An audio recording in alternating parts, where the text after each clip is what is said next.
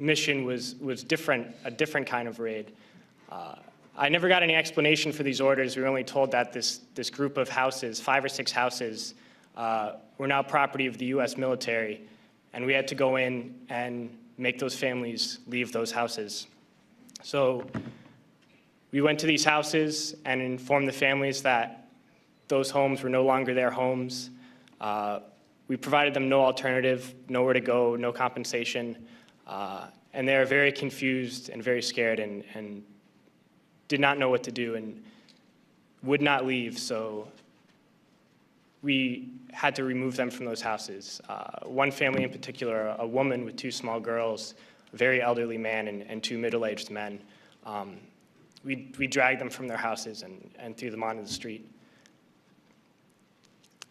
And arrested the men because they refused to leave, arrested the old man, and sent them off to prison. And at that time, I didn't know what happened to people when we tied their hands behind their back and put a sandbag on their head.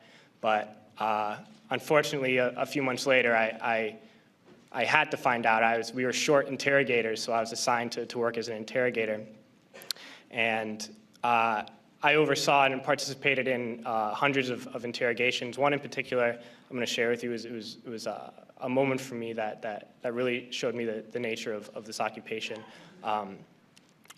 This particular detainee, when I was sent to interrogate him, he was stripped down to his underwear, hands behind his back, and a sandbag on his head. I never actually saw this man's face.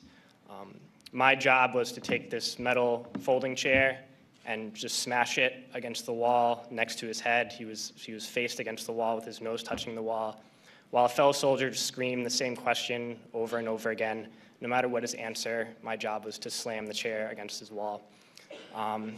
We did this until basically we got tired, and I was told to make sure he stood against the wall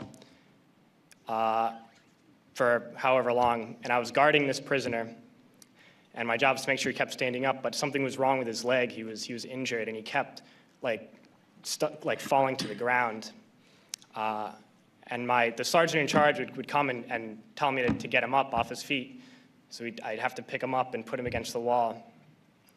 And he kept going down. I just have to keep pulling him up and putting him against the wall.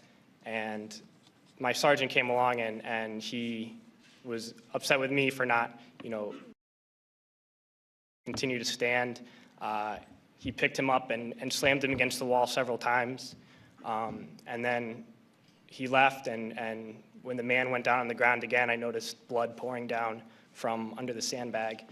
And so I let him sit, and when I noticed my sergeant coming again, I would tell him quickly to stand up. And then I realized that I was supposed to be guarding my unit from this detainee, and at that point I realized I was guarding the detainee from my unit. And I tried hard to be proud of my service, but all I could feel was shame, and racism could no longer mask the reality of the occupation. These were people, these were human beings. I've since been plagued by guilt anytime I see an elderly man, like the one who couldn't walk, who we rolled onto a stretcher and told the Iraqi police to take him away. I feel guilt anytime I see a mother with her children, like the one who cried hysterically and screamed that we were worse than Saddam as we forced her from her home. I feel guilt anytime I see a young girl, like the one I grabbed by the arm and dragged into the street. We were told we were fighting terrorists.